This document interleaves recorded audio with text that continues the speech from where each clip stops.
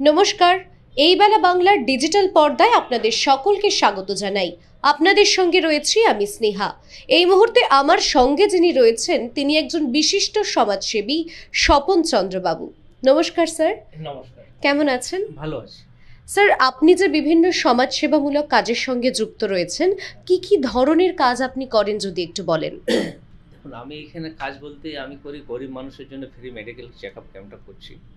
তার সাথে সাথে করছি গ্রামের, মানে আমাদের পুরুলিয়াতে তো খুব প্রত্যন্ত গ্রাম আছে, প্রত্যেকের বাড়িতে নানা রকমের কেস রয়েছে, জমি জায়গার কেসটা খুব বেশি। তারা কেসের জন্য অনেকে কলকাতায় ছুটছে, অনেকে পুরুলিয়াতে ছুটছে, কিন্তু পয়সা খরচা করার কারোর সামর্থ্য সেরকম নেই। সেই মানুষের কথা চিন্তা ভাবনা করে আমি একটা লিগ্যাল ক্যাম্প প্রতি মাসে 4 দিন করি। প্রতি রবিবার আমি ক্যাম্পটা বসাই, সেখানে যতটা পারি ওদের আইনি পরিষেবার জন্য আমি নিজে সাহায্য করি। মেডিকেল ক্যাম্প যেগুলো করছি সেই ক্যাম্পে আমি মানে প্রত্যেককে সুবিধা দিচ্ছি, কারো কাছে কোনো পয়সা কারো কাছ থেকে খরচা করতে দিই না, এবং তাদের জন্য আমি ওষুধের ব্যবস্থা করি, যতটা পারি ওষুধ ওদের হেল্প করি। কাউকে যদি কোথাও অ্যাডমিশন করতে হয় সেটাও আমি করি। এইভাবে আমি এখন করে যাচ্ছি যতদিন পারি। আমরা যতদূর শুনেছি আপনার একটি এনজিও রয়েছে, নিজস্ব এনজিও জয় জগন্নাথ মিশন। এই জয় জগন্নাথ মিশনে ঠিক কি কি ধরনের কাজ হয় সমাজের জন্য একটু বলুন। দেখুন, আমার ট্রাস্টের নাম হচ্ছে, এনজিও না, আমার ট্রাস্ট আছে, ট্রাস্টের নাম হচ্ছে জয় জগন্নাথ মিশন। এই জয় জগন্নাথ মিশনের থেকে আমরা কী করছি, আশ্রমগুলো তৈরি করছি, মন্দির তৈরি করছি, এবং চ্যারিটেবল ট্রাস্টের হাসপাতাল করছি। মালদাতে আমাদের একটা ওখানে কাজ হচ্ছে, রাম মন্দির, সেখানে জায়গা প্রচুর রয়েছে, সেই জায়গার মধ্যে আশ্রম তৈরি হচ্ছে, এবং পুরনো যে আশ্রমটা ছিল সেটাকে এখন আমরা সংস্কার করে আশ্রমটা আবার চালু করেছি। বলরামপুরে খুব শিগগির মধ্যে আমাদের ওপেনিং হবে একটা আশ্রম, ওখানেও একটা মন্দির, পুরনো মন্দির রয়েছে, এবং সেখানে আবার জগন্নাথ মহাপ্রভুর একটা মন্দির বানানো হবে।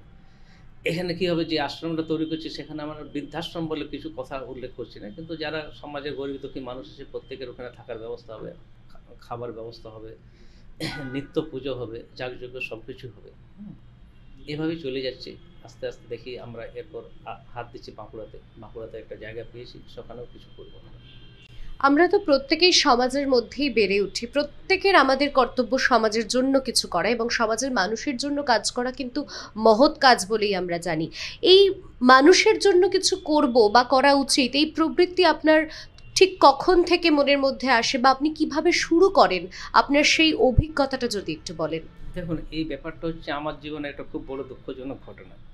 আমি মায়ের সাথে কথা বলে আমি ঝাড়খণ্ডে গেছিলাম। ঝাড়খণ্ড বলতে আমি চান্ডিল থেকে টাটা গেলাম। টাটার থেকে যখন আসছি রাস্তায় হঠাৎ খবর পেলাম যে আমার মায়ের ব্রেন হ্যামারেজ হয়ে গেছে। মাকে নিয়ে পুরুলিয়া হসপিটালে চলে এসছে, এমনি সব পাড়া প্রতিবেশী সবাই নিয়ে চলে এসছে।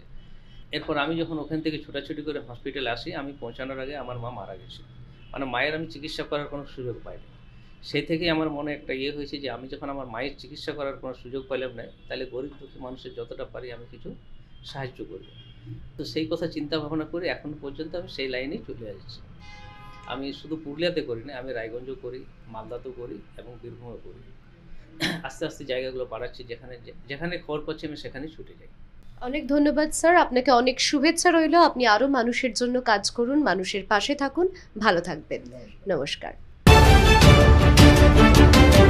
আপনারা দেখছেন এই বেলা বাংলা, শিরোনামে সবার আগে।